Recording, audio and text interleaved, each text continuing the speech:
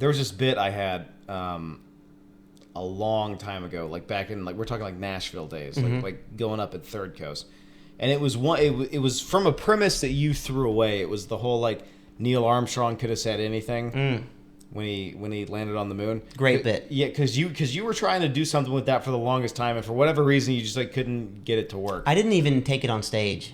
Really? Yeah, I never even took it on stage. Well, once. you gave me the idea for it, and it was an old bit that I used to do, like back in Nashville, back at Third Coast, and like it did fine, whatever. And I was flipping through old notebooks, and like I found that line, like Neil Armstrong, like the Neil Armstrong bit, and I was like I'm better now. I could probably turn this into something, and I took it on stage for the first time in like 2 years. Yeah, and it did really well. Really well. I just changed a few things around, like the references were a little bit different, and yeah, it fucking crushed. You guys believe in the moon landing? I think the wildest part about the moon landing is that Neil Armstrong could have said anything he wanted to when he got off that ladder. You know? Could have said anything in the world, and the whole world would have heard it, but he chose this eloquent, sum up of what it was like to be the first person on the moon. He could have said anything. He could have hopped off that ladder and been like, I don't necessarily agree with the Civil Rights Act, but... And the whole world would have heard it. It would have been, which would have been common for the time, I'm just saying. He could have said anything.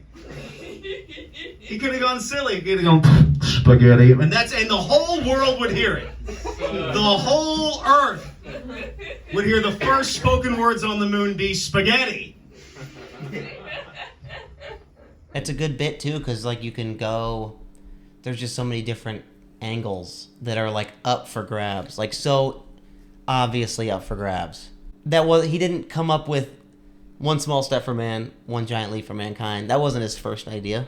Also, it probably wasn't. It was some guy that wrote it down at NASA. Yep. And so there's like two kind of punchlines to the joke. It's like the two references, and you can just.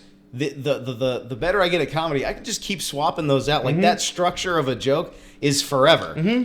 I get like in a decade, I could do that joke with like two better references and it would still land. Yep. Like the other night you said, spaghetti. Yeah. Next week you could say bananas, and then a week after that you can be like dog food. Yeah. And you can just swap it out for different things. When I was doing it in Nashville, like one of my first good bits, it was lasagna. Nice. Hilarious. Yeah. Lasagna's funny. But I sat down and I was like, what's funnier than lasagna? Spaghetti. Spaghetti's funny. Spaghetti's a little funny, man. And you can just keep going like, forgot to do my laundry or something. Just anything. Anything. You can just keep rotating it in and out. Like, that's probably not even the best version of that joke yet. Yeah, definitely. It'll definitely get better. Yeah.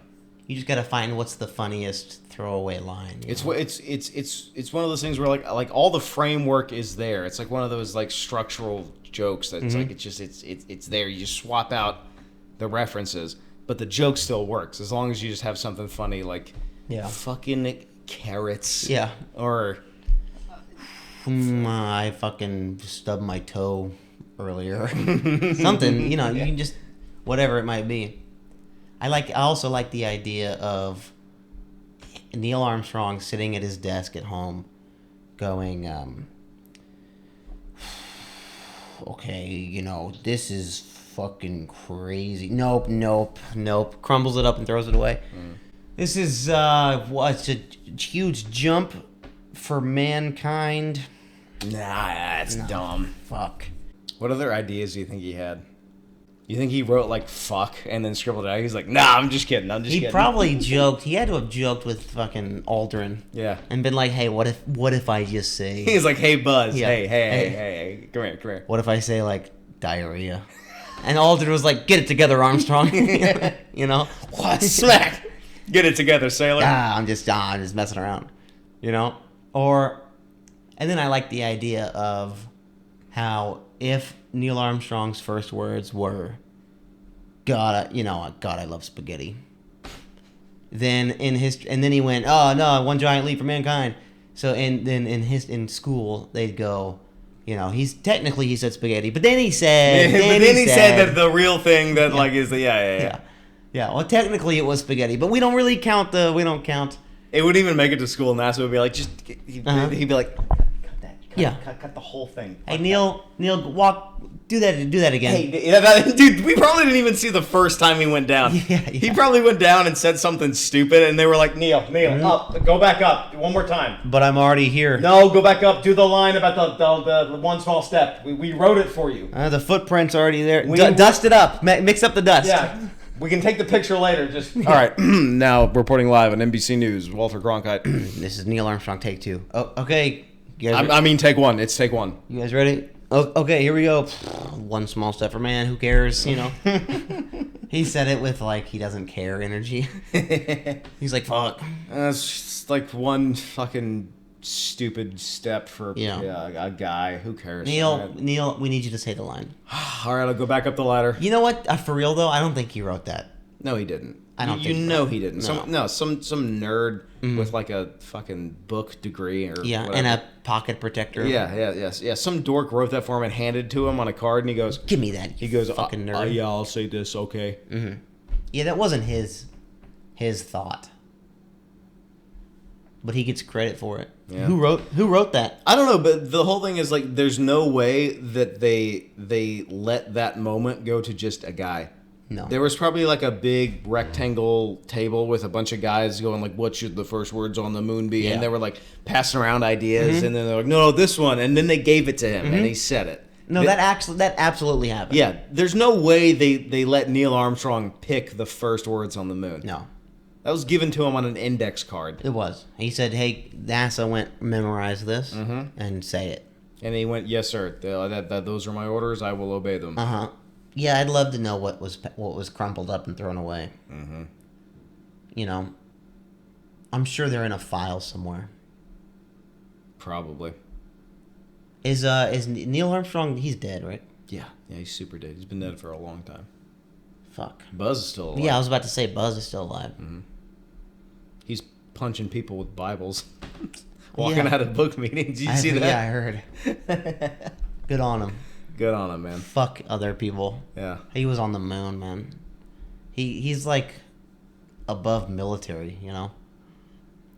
Yeah, that's like the coolest like government position. Yeah. Because it's essentially the same thing as being like a corporal in the Marines, or like, I'm sure that someone's yelling at their screen. I'm sure I butchered all that. Yeah. But it's like, but of all those that exist, even like commander in chief, even Yep. like the president. Yep. Astronaut's cooler. It is cooler because you just get like, you know, Buzz Aldrin can walk into any place and go, "I'm Buzz Aldrin," and they go, "Holy shit, yo, fucking come on in." I don't know, like.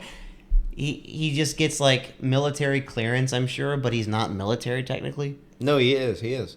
NASA's like a branch of the armed forces. Oh, right on. It's a government.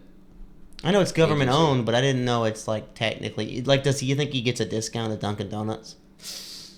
Buzz Aldrin. Oh, I don't know. That's tricky. That's tough. Because they don't have like military people have like military IDs. He's got to have like a NASA ID. What is he, like 90 now? Got to be. Does he? Who needs an ID of Buzz Aldrin? Well, I don't know. Who doesn't know who Buzz Aldrin is? I don't know. It's probably a Dunkin' Donuts employee. Some 16-year-old. Uh-huh. Do you want milk with that, sir? I was the first man on the moon. Okay, chill. I don't give a fuck Yeah. about that. I don't care. I want to drive an old Corvette. That's probably what he's saying. Give me an old Corvette. I like old Chevrolets. Yeah. He's probably really upset. We should get him on the podcast. Buzz Aldrin. You think he'd do it? Oh, man, I hope so. We just gave him the attention. We'd be sitting in the living room just like, Mr. Aldrin. So that was all fake, right? Yeah. He hits me. Oh, my teeth. My teeth are out. Oh, no. Mr. Aldrin, I'm sorry. I'm going to have to FaceTime my father right now. He's not going to believe this. Hey, Dad, what's up? He goes, is that Buzz Aldrin? Dad goes, holy shit. Holy shit. That'd be great. If I see him, I'll ask him. But I don't think he'll do it. Oh, what, our podcast? Yeah. With two big idiots? Yeah. I don't think he'll come on. Probably not. How's Gus Grissom doing? We should ask him. 2 people watching this got that joke. I don't even think two. 1 guy. The amount of background knowledge needed to get that I know. that heat. I know. That was. How's wow. Jim Lovell doing? Dude, let's stop. Let's ask Jim Lovell. Let's not. I'm sure he's burning to do the podcast. Oh my god. Oh, all right. I'm sure he doesn't. Literally nobody got that joke. I'm sure he doesn't want his schedule too bolted down. That's to, right. to come That's right. together. Oh man. They died in a fire. What other astronaut? What other dead astronaut jokes do I have? I was thinking Apollo 13 or Apollo 1, but I can't weave those into a joke because they're so like autistically specific that you can't even like. Mm-hmm.